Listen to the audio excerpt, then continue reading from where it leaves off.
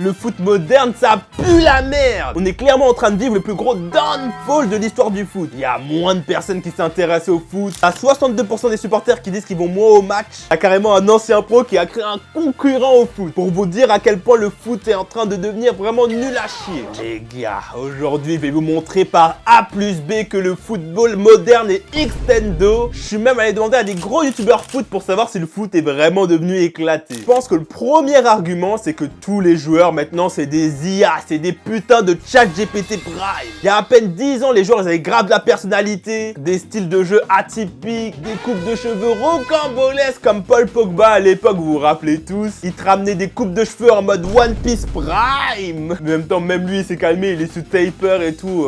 On s'ennuie les gars. Le meilleur exemple de ça, c'est Zlatan Ibrahimovic. Parce que lui justement, sa carrière elle a duré principalement pendant le prime du foot. Et je pense que je peux dire que c'est le joueur de foot avec le plus de personnalité au 20e siècle. Carrément j'abuse. C'est le joueur avec le plus de personnalité de l'histoire du foot. Énervez-vous comme vous voulez, je sais très bien que c'est vrai. Je vous rappelle quand même qu'on parle d'un boug. Il est arrivé 2 ans en France, il a fait rentrer son blast dans le dictionnaire. On parle aussi d'un gars qui te lâchait des frappes en mode Galactic Football, Shaolin Soccer et tout ça contre les meilleures équipes européennes. Même récemment, je sais pas si vous avez vu, il continue à dire que c'est le meilleur joueur en toute génération confondue. Bon, c'est un peu un maxeur, on sait très bien que c'est pas vrai, mais c'est le divertissement à l'état pur ce joueur. Et ça manque actuellement. Des joueurs qui lâchent des punchlines comme lui, il y en a plus. En fait, je pense qu'on peut comparer le foot actuel à la pub Nike de l'époque. Je sais pas si vous vous rappelez, mais il y avait une pub en 2014 où tu voyais des IA, des intelligences artificielles qui remplaçaient les meilleurs joueurs de foot. Et comme par hasard, ces IA jouaient contre la dernière génération de footballeurs bien boostés. Et bon là, voilà, j'ai parlé d'interviews, d'extra sportifs, mais c'est pas le plus important. Nous, on veut parler des 22 Homo sapiens qui se tabassent sur le terrain. Et même là, justement,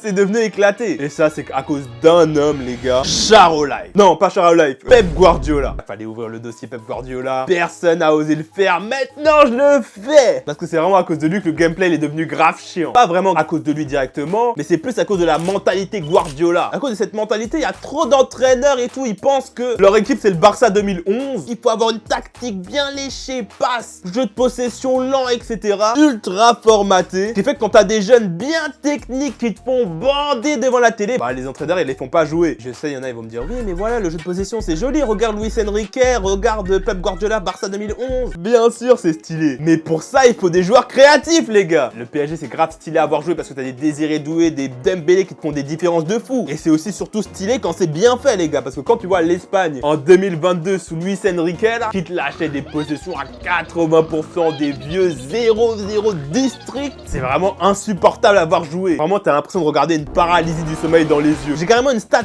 effrayante pour illustrer ça. Je sais pas si vous vous rappelez du match Espagne-Maroc pendant la Coupe du Monde. Je pense que tout le monde l'a oublié et c'est pas pour rien les gars. Dans ce match on a eu 1000 passes et le score c'était pas 2-1, 3-2, 0-0.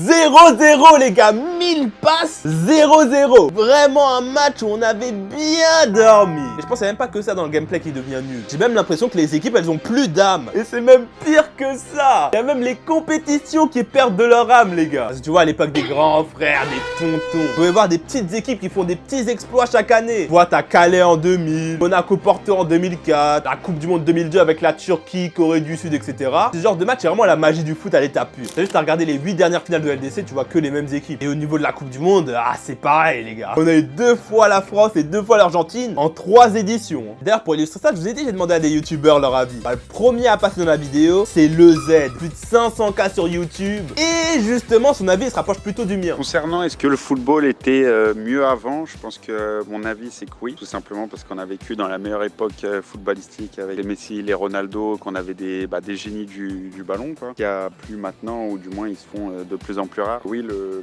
football était quand même mieux avant et moins prise de tête, moins stratégique, moins tactique. Du moins maintenant c'est plus axé sur le physique. Et dites-vous que tellement c'est réel tout ça, que t'as Gérard Piqué qui a voulu créer avec la Kings League un concurrent du foot. D'ailleurs pourquoi il a fait ça? Tout simplement parce que lui dit clairement que le foot c'est devenu de la merde. Ça intéresse plus personne, nous on est en mode TikTok Brain Hot Prime. Ce qui fait qu'on se fait chier pendant un match de 90 minutes. Bref, je pense que j'en ai assez dit les gars, le football c'est devenu éclaté.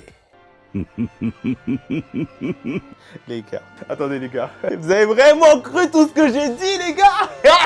Oh les gars, tous ceux qui ont cru à mes arguments là, vous êtes des ouf. Je pensais vraiment que j'allais faire une vidéo de 10 minutes où je chialais, oh non le foot c'est de la merde maintenant. Pas du tout, vous êtes bien trompés hein. Là maintenant, je vais vous prouver par A plus B que tous les OG qui disent que le foot c'était mieux avant, ils disent de la merde. Et justement là je vais me baser sur la science pour prouver tout ça. Mais avant, on sort de la vidéo. Non, je débunk tous les arguments que je vais lâcher avant les gars. Premièrement, pour le manque de petites équipes, certes, à l'époque, il y avait quelques exploits, etc. Mais en vrai, on n'a pas plus avant qu'aujourd'hui. Là, si je te sors le tableau des finales de Ligue des Champions depuis les années 2000, à part en vrai la finale avec Monaco, c'est toujours les mêmes équipes. Hein. Et pour le downfall de la créativité du foot, les gars. Je pense que t'as quand même des joueurs qui prouvent que c'est pas le cas. Des Pedri, des Lamine Yamal, des Dembélé Prime. Les gars, sincèrement, quand vous les voyez jouer, vous êtes pas heureux, les gars. Vous allez me dire, oui, voilà, ça vaut pas les joueurs de l'époque. À l'époque, on avait des Ronaldinho. Mais là, justement, pour répondre à cet argument, je pense que tu mets les joueurs de l'ancienne génération là tout de suite, actuellement dans le foot moderne, ça bégaye fort. C'est comme le truc est-ce que Pelé serait fort là avec les compétitions maintenant? Je te jure. Bah justement. Tu vois, ça a vanné Pelé en disant ouais, il jouait contre des fermiers et tout. Mais les gars, en 15 ans, le football, il a aussi évolué. Hein. Mais maintenant, tactiquement, faut être bien chargé. Hein. Et même au niveau du niveau absolu des joueurs, je pense qu'il a vraiment pas baissé. Et d'ailleurs, Alex Crystal, youtubeur à 400 000 abonnés sur YouTube, je lui ai demandé quelle était la meilleure génération entre la génération actuelle et celle d'avant. Il est plutôt d'accord avec moi, écoutez ça. Mais c'est vrai que le foot, il a évolué dans le sens où les joueurs maintenant, ils sont beaucoup plus préparés. Que ce soit physiquement, c'est des machines, c'est des vrais athlètes, tu vois. Alors qu'avant, ça l'était quand même un petit peu moins. Et tactiquement, ça n'a rien à voir. Quand tu regardes un match qui date déjà d'il y a 15-20 ans, ça a tellement rien à voir avec un match maintenant, même en termes d'intensité et tout. Donc je pense que les joueurs maintenant ils sont mieux préparés. Après, est-ce qu'ils sont meilleurs? Quand tu vois les highlights de Ronaldinho, tu te dis ce mec il était boosté quoi, c'est une folie. En vrai, si tu prends des individualités, je pense que c'est dur. Après, si tu prends les joueurs en général, je pense qu'il y a quand même une évolution qui est importante. Et d'ailleurs, pour retourner sur l'argument de les joueurs n'ont plus de personnalité, etc. Je suis d'accord, c'est vrai, ils ont plus de personnalité. Mais en fait, en vrai, c'est plus une impression. Ça, justement, c'est la science qui va l'expliquer, les gars. Ça va sortir le costard. Vas-y, joue le costard. On va le mettre en direct. Hop, voilà, sous Big Costard, avec maillot du PSG. On va vous prouver avec la science. Ah non, avec la science que c'est vrai. Je jure, t'as la gueule à frise, frère. Oh le bâtard. Là, justement, on va parler un petit peu de nostalgie. Et voilà, si on se renseigne un peu sur la nostalgie, sur ses effets, etc., elle va modifier positivement les souvenirs. C'est-à-dire que si à l'époque, il y avait un truc, c'était de la grosse merde, avec la nostalgie, tu vas penser que c'est une masterclass maintenant. Et le costard, il marche bien, hein, j'ai bien expliqué. En gros, tout nous paraît mieux. Et c'est justement à cause de ça qu'on pense que oui... Bon, j'ai enlevé ces lunettes là. Et justement à cause de ça qu'on pense souvent que oui, c'était mieux avant, etc. Pour illustrer ça, j'ai un exemple simple. Si là, je vous parle de Zidane, ceux qui l'ont connu vont dire « Ouah, c'était un C joueur, il bombardait le match contre le Brésil. » Pour les plus jeunes, si je vous parle de Neymar 2015, vous allez me dire « Mais le génie, à l'état pur. » Là, si je vous demande de citer un souvenir négatif d'eux, faudra un petit peu réfléchir, alors qu'un souvenir positif, vous allez penser direct. Et justement, c'est ça la nostalgie. C'est à cause de ça qu'il y a beaucoup de gens qui pensent que le foot c'était mieux avant. J'allais enlever le costard, mais un autre point scientifique à évoquer, c'est le biais émotionnel. En vrai, pour le définir, je vais vous lire la définition, les gars. J'ai juste mis un costard en vrai. Il constitue une distorsion de la connaissance et des décisions en raison de facteurs émotionnels. En gros, il y a un événement qui t'a fait ressentir beaucoup d'émotions, ton cerveau il va maxer, soit dans un sens, soit dans l'autre. Dans notre cas, les gens qui disent que le foot c'était mieux avant, c'est parce que leurs souvenirs sont grave boostés par ce biais-là. Si je parle aux anciens de la finale de la Ligue des Champions en 2006, ils vont te dire « Waouh, quelle finale! Incroyable !» Mais les gars, je vous mets au défi d'aller regarder le match en entier. Vous allez voir que le football il a bien changé comme le dit l'autre dictateur. Après voilà, comme dit, je suis pas un expert, hein. J'ai juste mis un petit costard de Golemont là que je vais enlever tout de suite. Donc si tu veux approfondir le sujet, frérot, je te laisse regarder dans la description, j'ai mis 2-3 liens.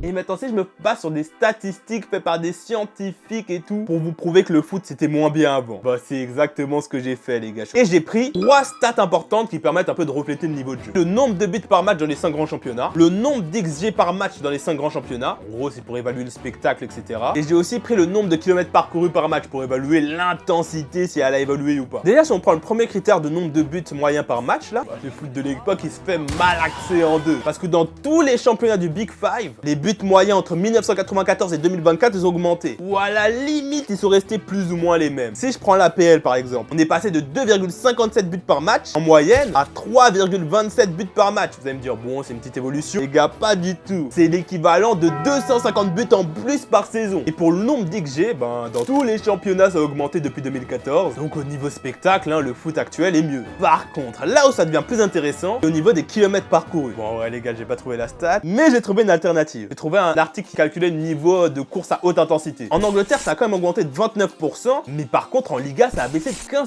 Hein. Et j'ai pas réussi à trouver plus d'études bien sérieuses sur le sujet, donc au niveau de l'intensité, on va dire que c'est plus ou moins pareil. Les gars, super important, écoutez bien. Là, j'ai fait mon statisticien, mon maths expert, spé maths, lycée, je sais pas quoi, mais n'oubliez pas que les stats, on peut leur faire dire ce qu'on veut. Hein. Donc, n'hésitez pas à aller faire vos recherches aussi pour approfondir le sujet, etc. Même si j'essaie de rester le plus objectif possible. Bon, voilà, ça fait je sais pas combien de temps je parle. Est-ce que le foot c'était mieux avant ou pas au final? Et pour ça, on va encore demander l'avis à Alex Freestyle. En vrai, je suis pas un expert du foot. Moi, je dirais qu'en vrai, c'est différent. Il y a des trucs qui ont changé. Je pense qu'ils sont moins bien sur c'est la spontanéité. Avant, quand l'arbitre il sifflait penalty, il sifflait hors-jeu, c'était direct. Tu savais qu'il y avait la décision. C'est une bonne chose pour que les décisions elles soient mieux. Mais c'est un truc en moins dans les émotions. Après, le truc qui a pas mal changé aussi, je trouve, c'est les joueurs et genre leur créativité. Avant, ça prenait beaucoup plus de risques. Mais après, est-ce qu'on est influencé par la nostalgie aussi? On repense au meilleur match. Donc, je sais pas. Franchement, je suis mitigé sur cette question. Donc, je pourrais pas trop te dire. Et en vrai, sur tout ce qu'il a dit, je le rejoins sur pas mal de points. Parce que voilà, sur un point de vue objectif, je vous ai expliqué, etc.